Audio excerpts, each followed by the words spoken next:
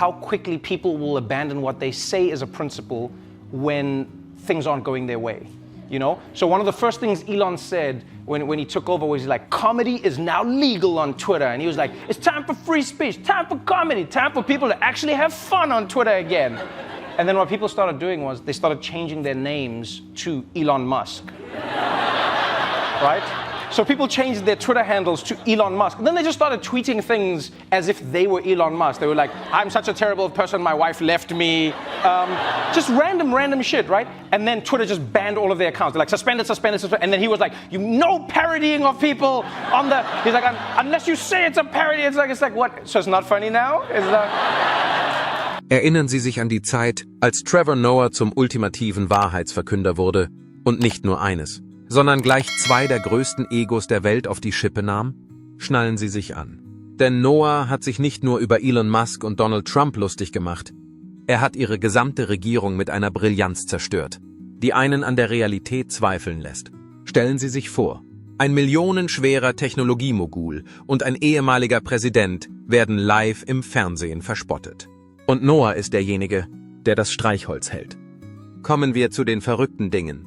Denn diese Veranstaltung sollten Sie nicht verpassen. Shift after that, where Elon went from being the guy who's like, I don't get involved in politics, and I just think that it's good for us to look at both sides and try to find ourselves in a space where we're not exactly looking at like what has happened. And he was that guy. Yeah. Biden doesn't invite him to the White House. This man went full. Trevor Noah, der für seine Fähigkeit bekannt ist, unangenehme Dinge zu verschweigen, hat beschlossen, dass es an der Zeit ist, zwei der unausstehlichsten und mächtigsten Männer der Welt auf die Schippe zu nehmen, Elon Musk und Donald Trump. Und das war nicht nur eine leichte Tönung. Oh, er hat nichts gesagt. Er zündete ein Lagerfeuer an, legte ein paar Feuerwerkskörper hinein und wies alle an, in der ersten Reihe Platz zu nehmen. Halten Sie sich fest, denn wir sind dabei, tief in das Reich von Musk und Trumps verblendeter Führung einzudringen, das chaotisch, enorm und geradezu demütigend ist. Donald Trump has exposed a part of America that I'm willing to bet nobody knew existed. Nobody. Like, did you know about a special master? Any of you? Huh? I didn't even know there was an option. I've watched 10 million hours of Law and Order. Lassen Sie uns zunächst über Elon Musk sprechen. Der selbsternannte coole Millionär, der Twitter in eine Plattform verwandelt hat, auf der Menschen ausschließlich über ihre existenziellen Probleme und ihre verrückten Ansichten über Elektroautos twittern. Musk ist nicht nur ein Tech-Unternehmer. Er ist eine wandelnde PR-Katastrophe mit einem Twitter-Account, der einer Kreuzung aus einem Teenager mit zu viel Freizeit und einem Erwachsenen ähnelt, der glaubt, er sei nur einen Tweet davon entfernt, der nächste Steve Jobs zu werden. Wenn Sie jemals seine Timeline heruntergescrollt haben, haben Sie es gesehen. Elon verschickt ein Meme nach dem anderen, als wolle er beweisen, dass er eines der beliebtesten Kinder im Silicon Valley ist. Ich meine, der Mann baut tatsächlich Raumschiffe und twittert dabei wie ein seltsamer Onkel, der nicht versteht, wie das Internet funktioniert. You know, because Trump seemed, people forget this now, but I remember when Donald Trump was running for president, he had no ally. Right, so it was Trump, Steve Bannon. That was it, right? But Trump was the antithesis of the Republican Party as they saw themselves. Yeah. You know, I remember, whether it was the people running the RNC or whether it was people who were running against him, they were like, oh, no, this guy is a pariah. Mm-hmm. He's a joke. He does not represent our values. So the establishment Republican Party was not for Donald Trump. The media was not for Donald Trump, right? Fox News was also like, meh, who's this guy in that way? Aber das Tollste ist, dass der Tesla-Erfinder, der sich selbst gerne als die Person darstellt, die Welt neu erfindet, seine Zeit damit verbrachte, von Trevor Noah geröstet zu werden. Und es war ein schöner, brutaler Braten, der die Lächerlichkeit dessen, was Elon uns zu verkaufen versucht, aufdeckte. Sie kennen das. Selbstfahrende Fahrzeuge, Hyperloop und natürlich SpaceX. Elons Motto: Hey, ich werde die Welt besser machen. Bitten Sie mich nur nicht darum, etwas zu tun, das den normalen Menschen wirklich zugutekommen könnte. Er ist wie dieser Freund, der immer wieder verspricht, sich zu revanchieren, es aber nie tut. In der Zwischenzeit müssen die Durchschnittsbürger die Rechnung bezahlen. Und es gibt seltene Tweets, bei denen man sich fragt, ob Elon jemals einen Spiegel gesehen hat. Er ist hier draußen und versucht, die Zivilisation mit Elektroautos und dem Mars zu retten. Aber er kann sich nicht davon abhalten, Mitarbeiter auf Twitter zu entlassen. Prioritäten. Richtig? I'm gonna be honest. I'm gonna put it out there. If he's handling Twitter like this, I don't know how comfortable I would be going with this dude to Mars. You know? Yeah, I don't want Elon walking into my cabin one day like, hey guys, turns out I accidentally fired the team that was bringing the oxygen. But we'll be fine if we just stop breathing for 69 months. Wenn es Ihnen gefällt, abonnieren Sie es bitte. Gerade wenn man denkt, Elon könnte sich durch etwas Konstruktives rehabilitieren, gerät er in ein weiteres PR-Chaos. Sie wissen schon, der Typ.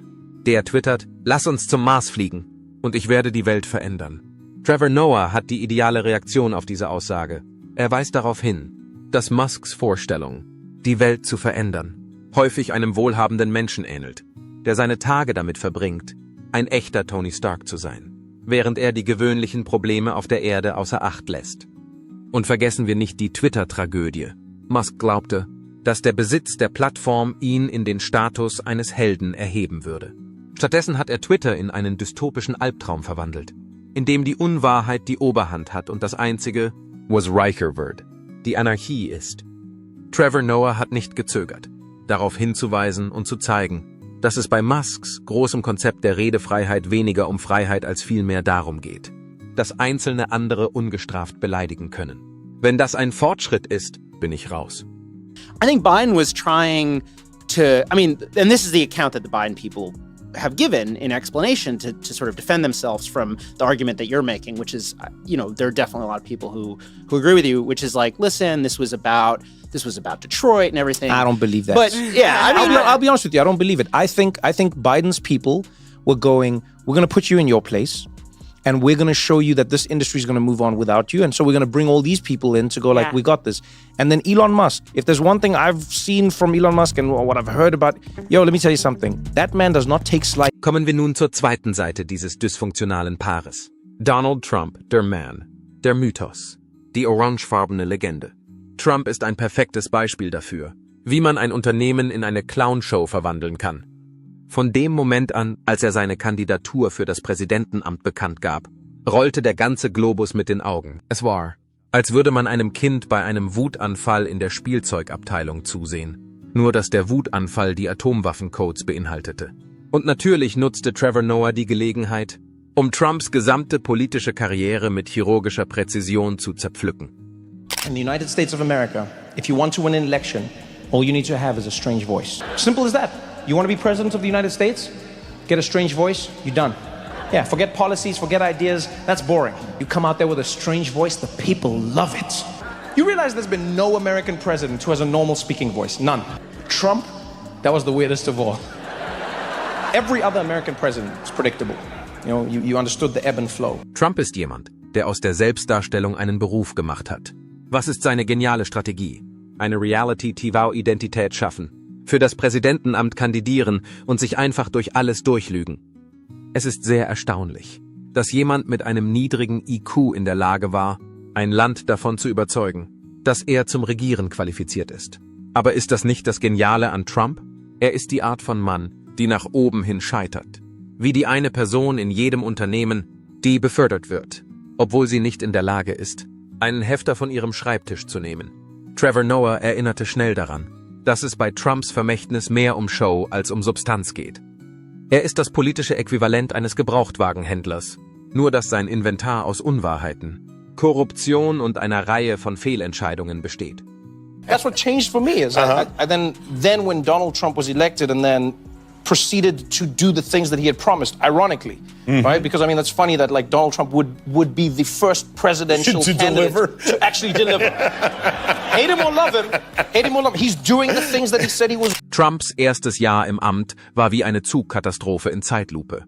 Jedes Mal, wenn man dachte, dass er die Dinge nicht noch schlimmer machen könnte, bewies er, dass man falsch lag. Seine gesamte Regierung war ein riesiger Witz, aber es war nicht lustig. Aber hey, wenn es ihnen Spaß macht, ein Kind quer durch das Land rennen zu sehen, hat er für einige Lacher gesorgt. America's president. Oh, he was even cockier. Yeah.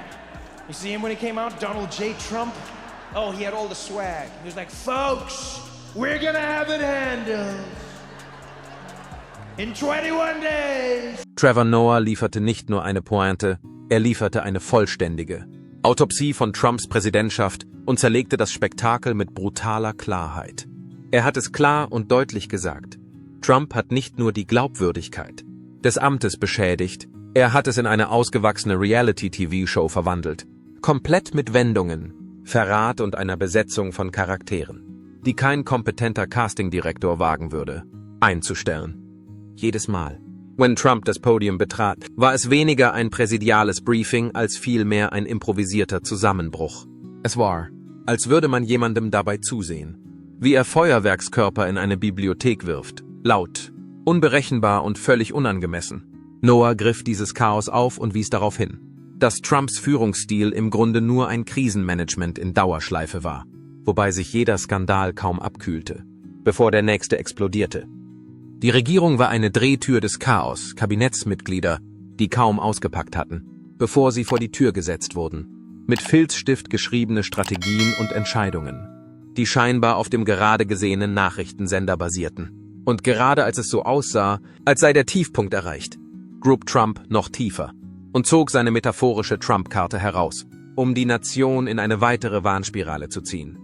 Diejenigen, die naiv gehofft hatten, dass Trump nach einer Amtszeit in den Sonnenuntergang reiten würde, erinnerte Noah daran, dass Wunschdenken in einem Land, das von Ego und Missgunst regiert wird, keinen Bestand hat. Trump weigerte sich nicht nur, Zugeständnisse zu machen. Er startete eine Kampagne der Fantasie und des Zorns, in der er Verschwörungstheorien wie ein Evangelium vertrat und Fehlinformationen mit der Präzision einer abtrünnigen PR-Firma als Waffe einsetzte. Es ging nicht nur um saure Trauben, es war ein Angriff auf die Struktur der Demokratie selbst. Die friedliche Machtübergabe wurde zu einem Schlachtfeld von Lügen, Klagen und aus dem Ruder gelaufenen Tiraden, nur weil ein Mann den Gedanken nicht ertragen konnte, dass er verloren hatte. Und vergessen wir nicht die physischen Symbole des Trumpismus, Trump Tower und Mar-a-Lago. Dies waren nicht einfach nur Immobilien, es waren Tempel der Eitelkeit, Schreine, die nicht auf Substanz, sondern auf Selbstmythologie aufgebaut waren. Was eigentlich Fußnoten in einem Geschäftsportfolio hätten sein sollen, wurde zum Magneten für Schlagzeilen, eine ständige Erinnerung daran, dass es für Trump keine Grenze zwischen persönlichem Gewinn und öffentlicher Verantwortung gibt. Er trennte nie zwischen dem Geschäftsmann und dem Politiker, denn für ihn waren beide ein und dasselbe. Beide Rollen bedeuteten, eine Geschichte zu verkaufen, eine Marke aufzublasen und die Lichter lange genug am Leuchten zu halten, um den nächsten Scheck einzulösen. Trevor Noah ging es nicht nur darum, dass Trump als Anführer versagt hat, sondern auch darum, dass er es nie wirklich versucht hat. Er spielte eine Rolle, baute eine Bühne und ließ das Land mit der Frage zurück, ob der Witz jemals enden würde. Favorite moments randomly in hosting the show was I saw a what was it? What do they call them? Do they call them a truth social? That like fake Twitter that no one, even the right wingers, aren't on really. A truth, right? I don't know what it is. Anyway, a what? No, it's like it's called Truth Social, I think. No one cares. Anyway, the point is Trump sent out one of his thingies. I don't know what they called, and it was like Trevor Noah was never funny. Jon Stewart was only slightly better. And then like he goes on like a rant and he's just like, these people don't realize if they moved more to the center like me, they would have more followers. Then I'm like, center like you?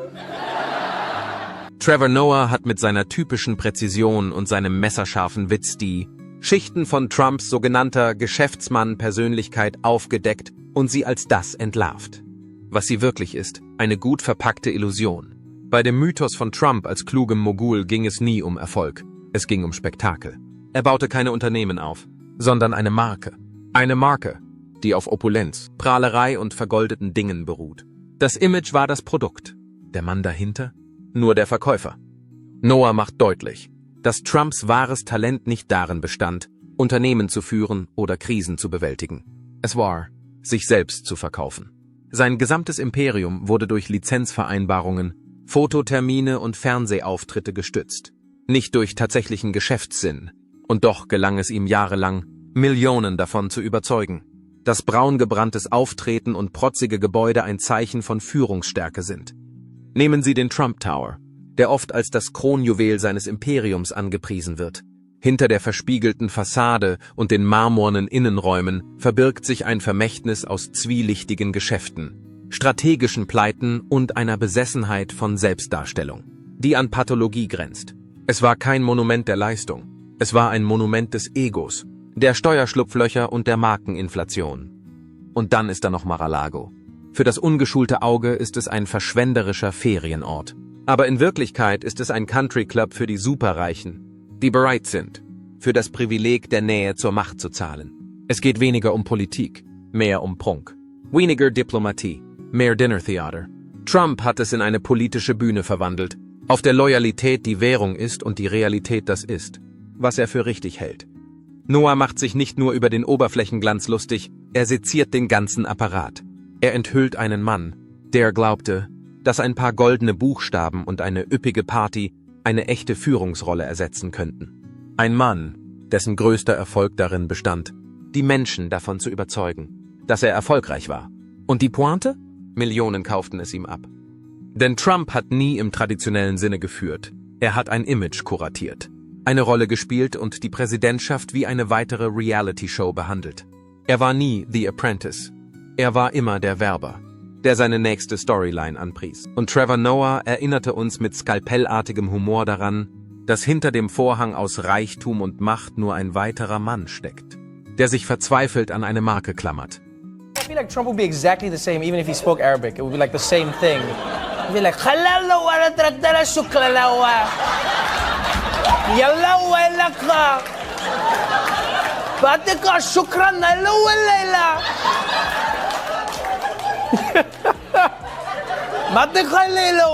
Aber versuchen Sie nicht, ihm das zu sagen. Denn in Trumps Kopf hat er schon immer gewonnen. Es ist keine Philosophie, sondern eine ausgewachsene Wahnvorstellung. Gewinnen ist sein Mantra, sein Markenzeichen, sein Schutzschild gegen Kritik, Versagen und sogar Fakten. Und das Tragische daran, er glaubt es tatsächlich. Das Problem ist, dass Trumps Definition von Erfolg noch nie etwas mit der Realität zu tun hatte. Es geht nicht um politische Ergebnisse, Wirtschaftsdaten oder diplomatische Erfolge. Es geht um die Optik. Es geht um Beifall. Seine sogenannten Triumphe sind auf einem Spiegelkabinett aufgebaut, aus Kabelnachrichten, Soundbites, Sprechchören und selbstverherrlichenden Tweets zusammengebastelt. Für Trump war es nie die Aufgabe, das Land zu regieren. Es ging darum, die Marke zu führen. Und eine Zeit lang funktionierte die Illusion. Trevor Noah, der nie um Trumps Absurditäten herumschleicht, trifft den Kern dieser Störung direkt. In seiner neuesten Abrechnung geht Noah auf Trumps unstillbares Bedürfnis nach Bestätigung ein. Nicht vom amerikanischen Volk, nicht von Verbündeten, Veteranen oder Experten, sondern von den schlimmsten Autoritären der Welt. Je rücksichtsloser der Führer, desto verzweifelter schien Trump nach deren Bewunderung zu streben. Noah nennt es nicht nur erbärmlich, er malt es anschaulich. Ein ehemaliger Präsident, der um die Anerkennung von Wladimir Putin buhlt wie ein verirrter Praktikant, der in einem Sitzungssaal voller Schurken um ein anerkennendes Nicken bettelt. Er sehnt sich nach dem Prunk, der Machtoptik, den Fototermin mit Kim Jong-un, nach Momenten, in denen er so tun kann, als gehöre er an den großen Tisch, nur für das Klicken eines Blitzlichts, nicht als Staatsmann, sondern als eine Berühmtheit unter Tyrannen. Währenddessen blieb die eigentliche Aufgabe des Regierens unbeachtet. Infrastructure, öffentliche Gesundheit, internationale Zusammenarbeit, all das trat hinter Ego-Trips und konstruierten Rivalitäten zurück. Während die Amerikaner sich abmühten, retweetete Trump das Lob von Verschwörungstheoretikern und kuschelte sich an Despoten, die bei Menschenrechtsverletzungen nicht mit der Wimper zucken. Noahs Kritik ist nicht nur komödiantisch, sie ist vernichtend, denn sie offenbart etwas, das immer noch zu viele Menschen übersehen. Trump wollte nie führen. Er wollte verehrt werden. Er baute keine Koalitionen auf, er baute einen Personenkult auf, eine Pressekonferenz nach der anderen.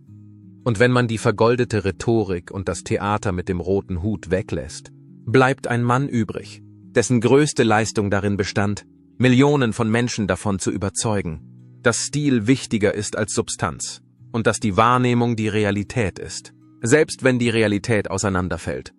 What was even crazier was that some people voted for him and then were disappointed by who he was. That was the craziest thing I've ever seen.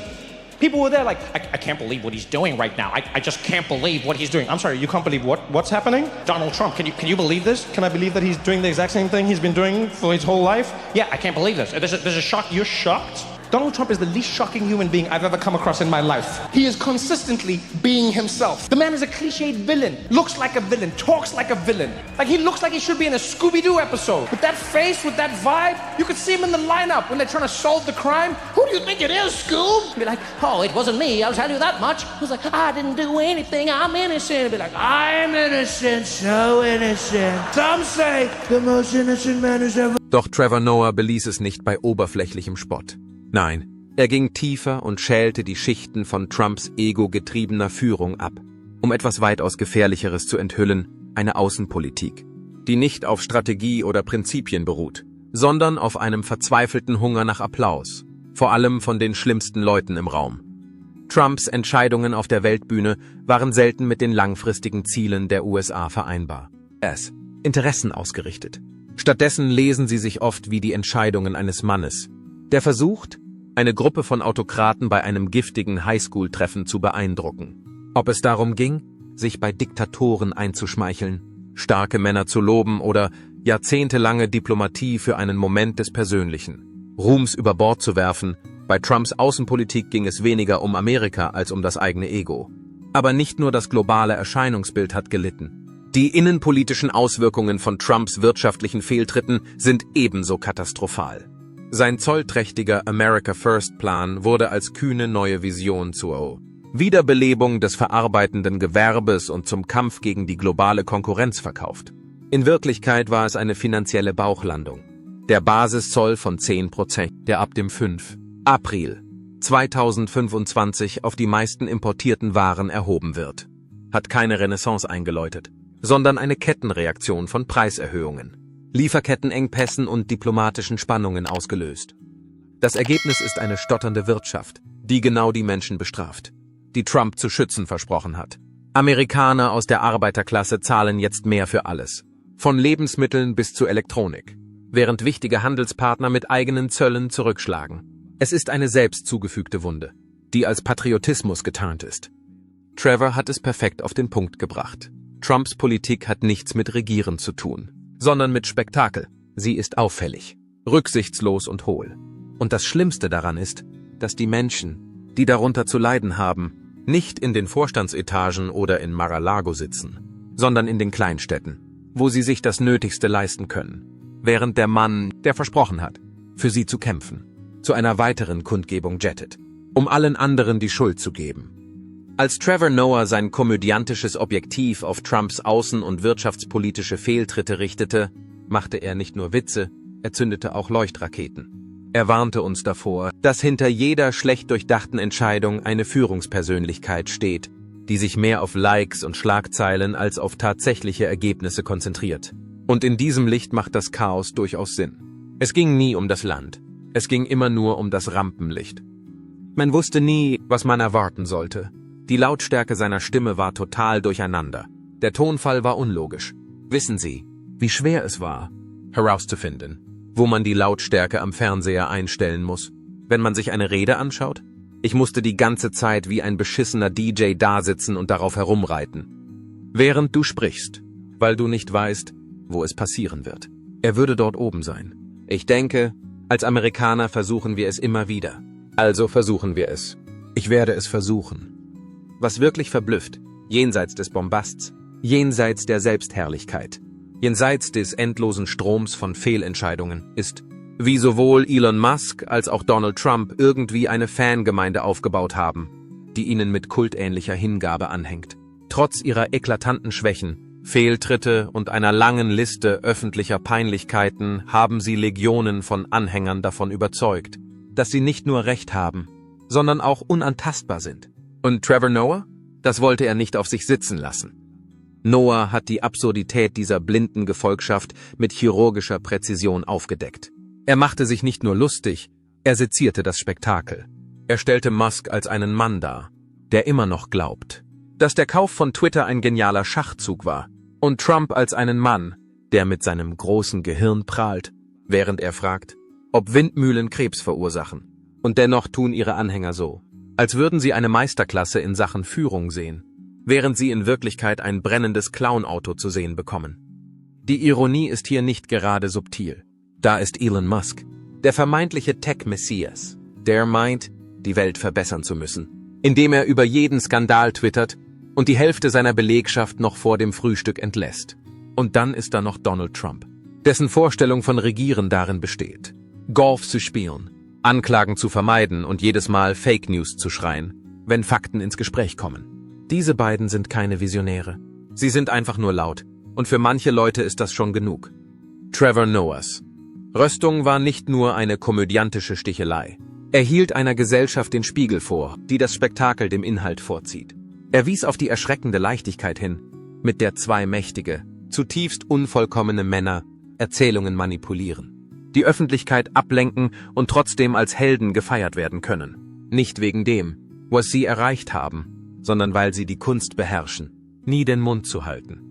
Wir befinden uns nicht in einem goldenen Zeitalter der Führung, sondern in einer nicht enden wollenden Folge von schlechtem Reality-TV. Es steht viel auf dem Spiel, aber die Stars der Show glauben, dass sie für eine Neuauflage von The Apprentice vorsprechen. Und die Produzenten, die Medien, die Algorithmen, die Echokammern füttern das Drama weiter, denn Chaos verkauft sich gut.